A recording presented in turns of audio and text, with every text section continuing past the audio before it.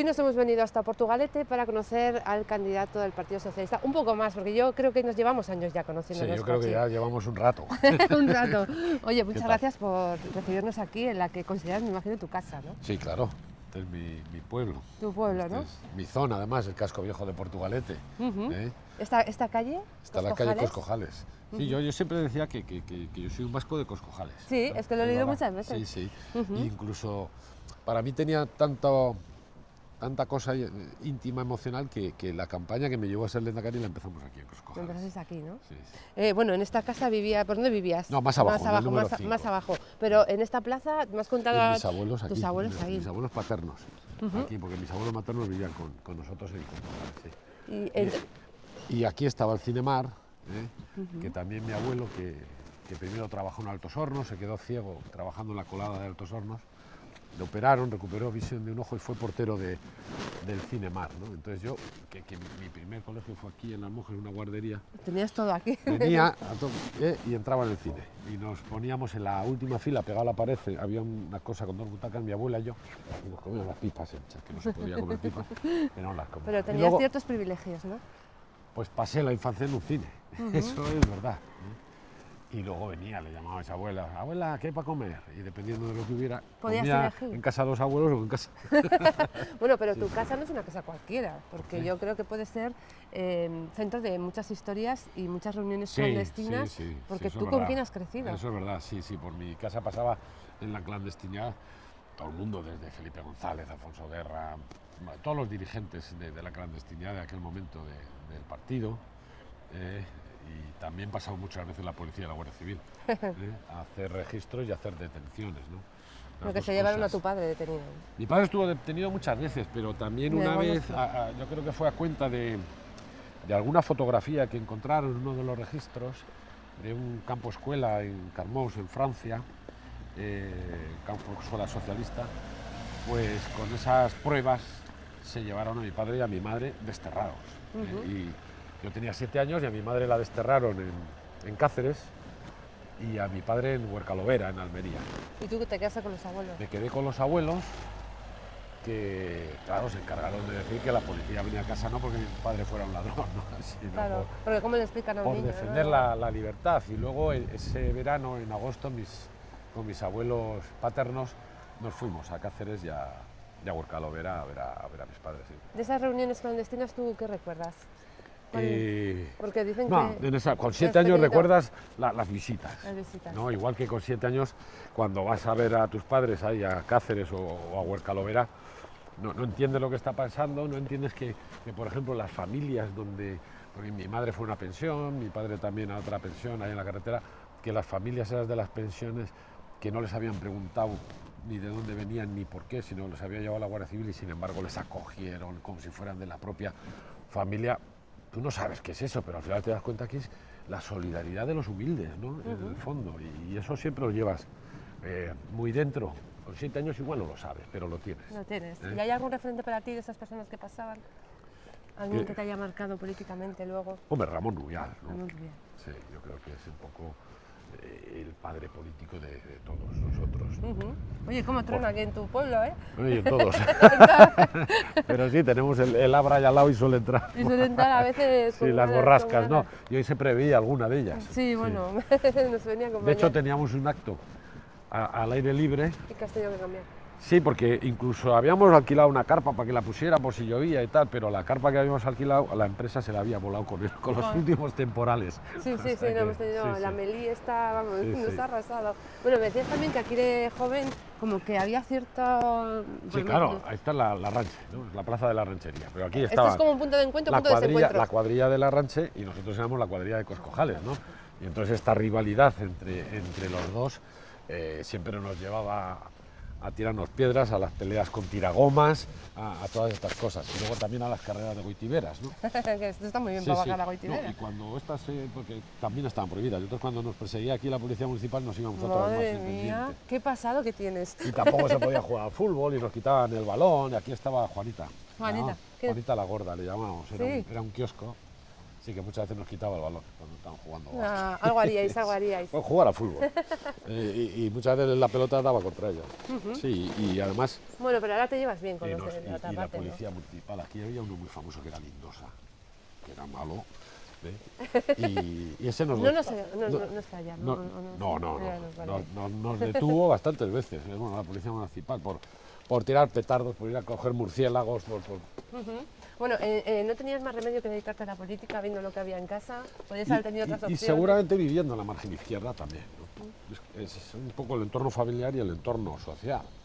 Claro, en la margen izquierda estaban todas las grandes empresas de Vizcaya.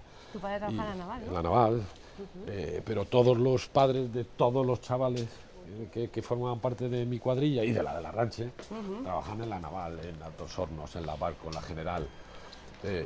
Y entonces veías aquí las condiciones, veías huelgas, y eso te despierta una conciencia, ¿no?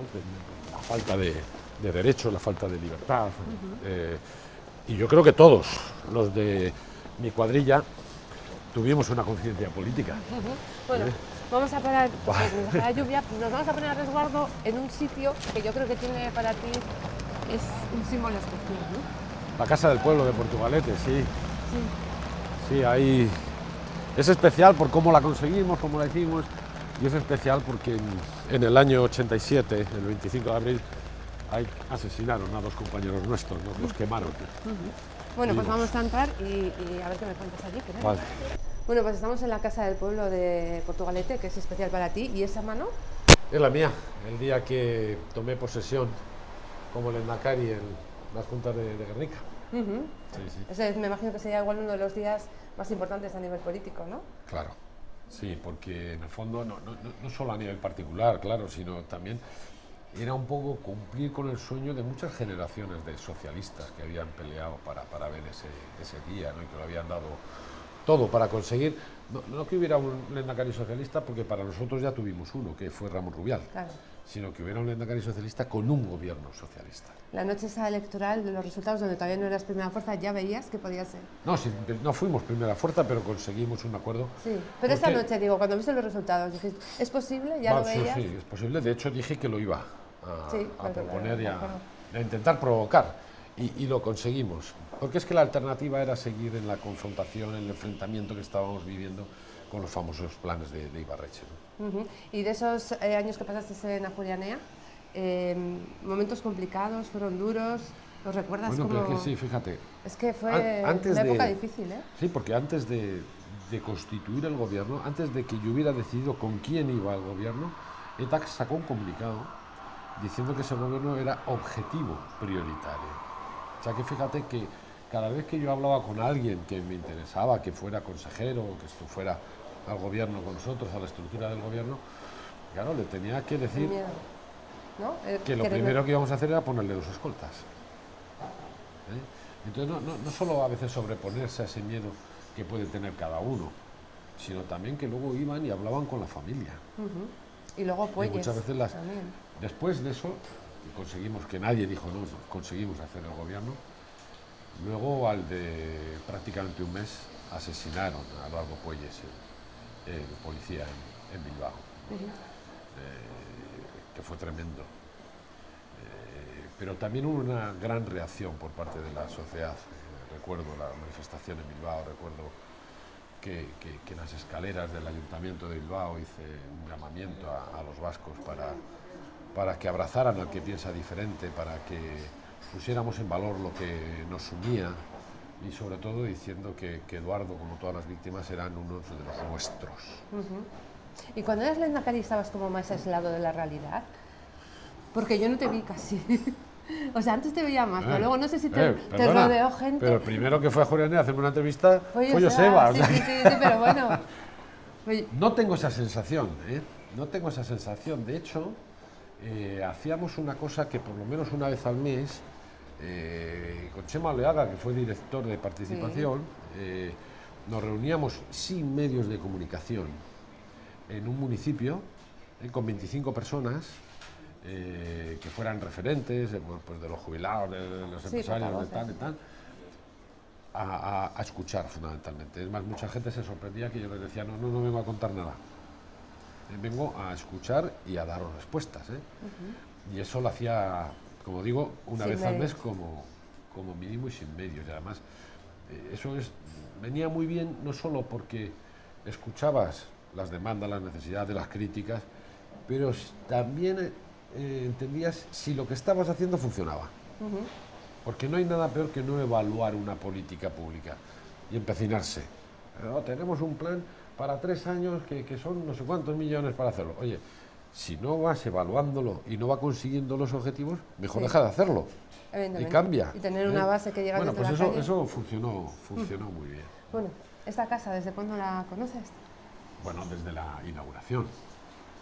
¿Con 16 años te empezaste en el partido? Sí, en las juventudes. Nosotros primero en Portugalete, lo primero que recuerdo es tener un piso aquí al lado, también aquí unos números más allí, alquilado. Y entonces lo que hicimos fue alquilar un bar en una calle paralela, y todos los afiliados pasábamos por la barra en turnos rigurosos, ¿no? Atendiendo. Y todo lo que y recuerdo sobre todo las madres, digo, porque iban nuestras madres a hacer los pinchos. Entonces todo lo que sacábamos de ese bar era para comprar la nueva de Casada del Pueblo. Incluso se sacaron bonos. O sea, que esta casa se 25.000 conseguía pesetas. así. Sí, y yo tengo todavía en casa aquellos bonos con los que hicimos esta casa del pueblo. Así que lo que ocurrió en el 87 me imagino que lo tienes clavado en el corazón. Claro. Eso fue tremendo, dramático. Destruir algo que has hecho. Y la muerte chavales, de Maite Maite y de Félix, ¿no? Félix. Claro, y que unos chavales sean capaces de arrojar cócteles Molotov por una ventana con gente dentro de la casa del pueblo y asesinar así. ¿Dónde te pilló a ti? ¿Dónde estabas? Pues creo que, no sé si en casa, no sé, pero sí, estábamos aquí porque vinimos rápidamente. Pronto. Sí, fuimos a Cruces. Sí, tremendo. O sea, que acompañaste a la gente que estaba aquí. Sí, claro, fuimos a Cruces y todo. Eso son esas cosas que no olvidarás nunca en la vida, ¿no? Y que además tenemos que tener memoria para que esto no vuelva a pasar. Y como ves ahora, afortunadamente nuestras casas del pueblo muchas veces eran centros de resistencia, ¿no? Frente a la intolerancia, frente a la violencia, frente al terrorismo. Y cuando hemos recuperado la libertad también hemos recuperado el cristal que nos permite ver y que nos vean, ¿no? Creo que hay un mural ahí muy bonito, que me han dicho, ¿no? Que es un poco la historia. Es que es un poco, sigue, este es el final. Este es el final, es verdad. Del mural. Cojo la gabardina y nos vamos. Hemos empezado por el final. Sí, porque claro, esto que hay empieza además cronológicamente, como ves. Un poco lo que era la reconversión y la lucha. ¿A ti te pusieron, o sea, Pachi no pudieron ponerte en su día, ¿no? Y fui Francisco Javier. Francisco Javier. Es que hablando con Aitor Esteban es Luis Aitor, no sé si... ¿Sabes? Bueno, pero Luis Aitor por lo menos es Aitor. Pero yo, y mi madre me pidió muchas veces, cuando murió mi padre, que cambiara, que me cambiara y me pusiera Pachi, que ahora puedes hacerlo, ¿no? Y le dije que no. No. No, pero lo dije como para que quedara constancia de lo que no podíamos hacer y ahora sí podemos, ¿no? Pero a mí nadie me ha llamado Francisco Javier nunca, más que una tía segunda mía que te llama y no responde, ¿no? No respondía, no. La verdad creo que lo hacía mala leche. Mala leche. Bueno, creo que en la parte de arriba quedan todavía recuerdos de ese día del que hemos hablado. Una silla, ¿no? Que es la única superviviente, ¿no? La superviviente. No sé si podríamos ir a verla. Vamos a verla. Me contabas, Pachi, que todas tenían biblioteca. Es que las casas del pueblo, cuando nacieron, en los orígenes del Partido Socialista, y ya tenemos 140 años, nacieron como lugares en los que enseñar a leer y a escribir, aquellos que no habían podido tener acceso a la educación. Eran los sitios donde se hacían los fondos de solidaridad y se recolectaba y se distribuía el dinero para las familias que no tenían recursos o que estaban haciendo una huelga y no llegaban. Claro. Eran sitios donde los trabajadores tenían acceso a la cultura, que de otra forma era impensable, y por eso se hacían bibliotecas. Y era muy curioso, y a veces estudiando la historia del partido que es como los trabajadores no discutían de cosas que leían en la biblioteca, de algunos filósofos, de algunas... y por eso también cuando llegó la democracia, en cada casa del pueblo, en Euskadi, aparte de un bar, Ya. hacíamos una biblioteca. O sea, que estaba combinando todo muy bien. No, Estaba bien pensado. Que a veces dices, no, porque a veces vas por otras partes de España, las casas del pueblo son locales, que no tienen Sí, bar. no. Sin embargo, en Euskadi tenemos en todos bar. Vendrá a con la ver, es que cultura sí, falta- sociológica nuestra. Bueno, aquí en este espacio abierto hay muchos recuerdos, ¿no? Del día que hablábamos. Ahí está la foto de Maite, ¿no? Sí. Está Y la haciendo silla. Esa silla tiene historia.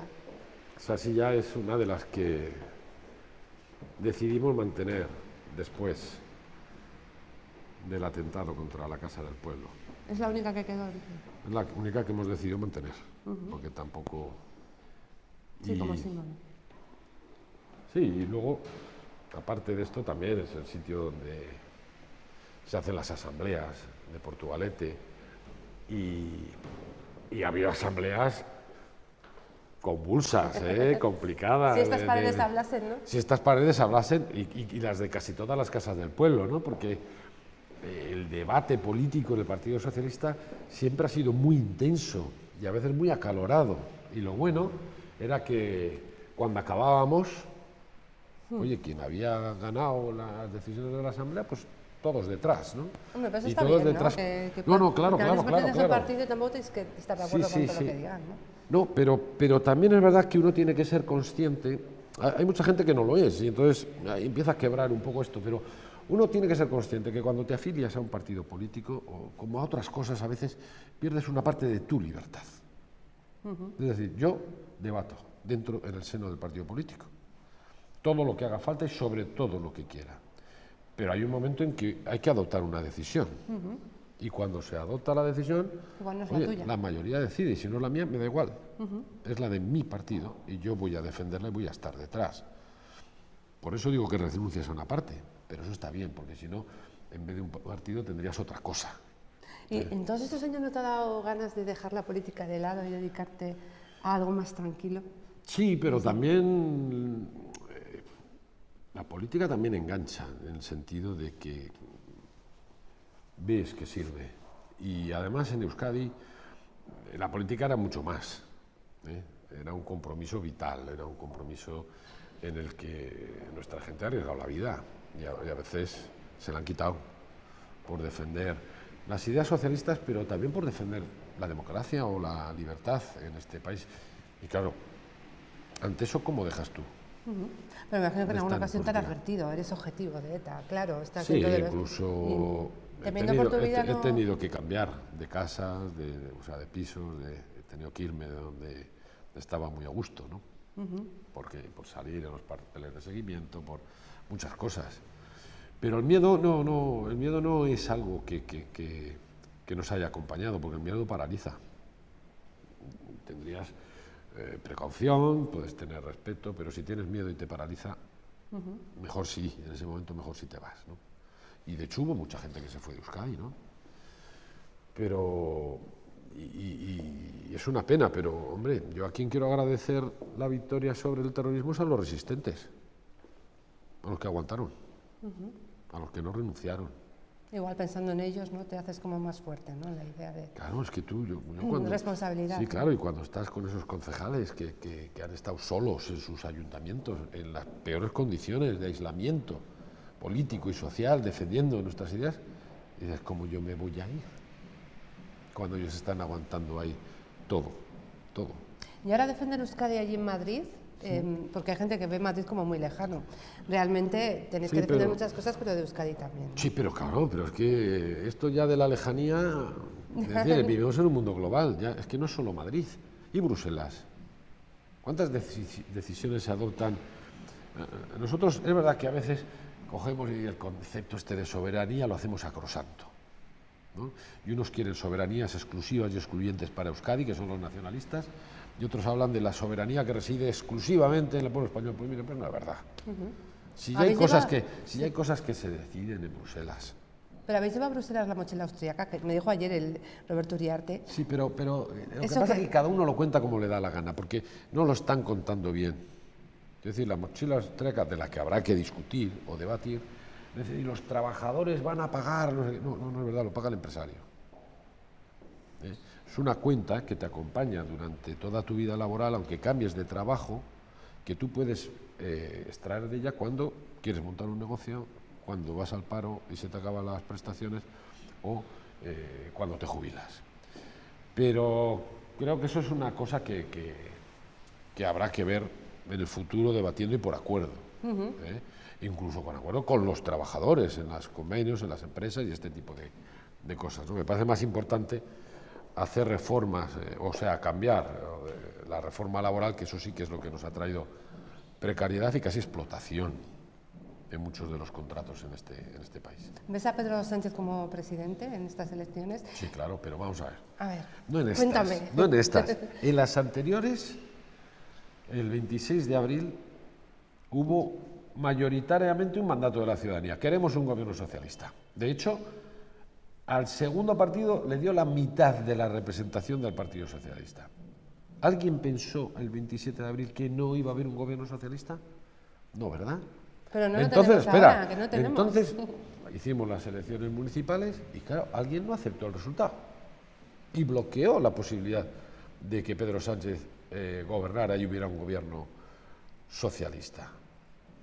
Por lo tanto, como alguien lo bloqueó, vale, volvemos a las elecciones.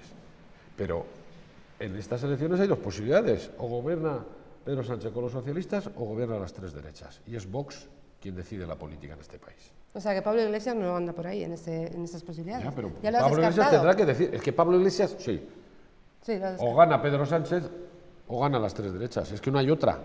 Y por eso estás insistiendo estos días que la gente vaya a votar. Claro, ¿por qué? Porque si a mí el PP me hace campañas sucias para desmovilizar al votante de izquierdas, eso me alerta de que lo que tenemos que hacer es movilizar al votante de izquierdas.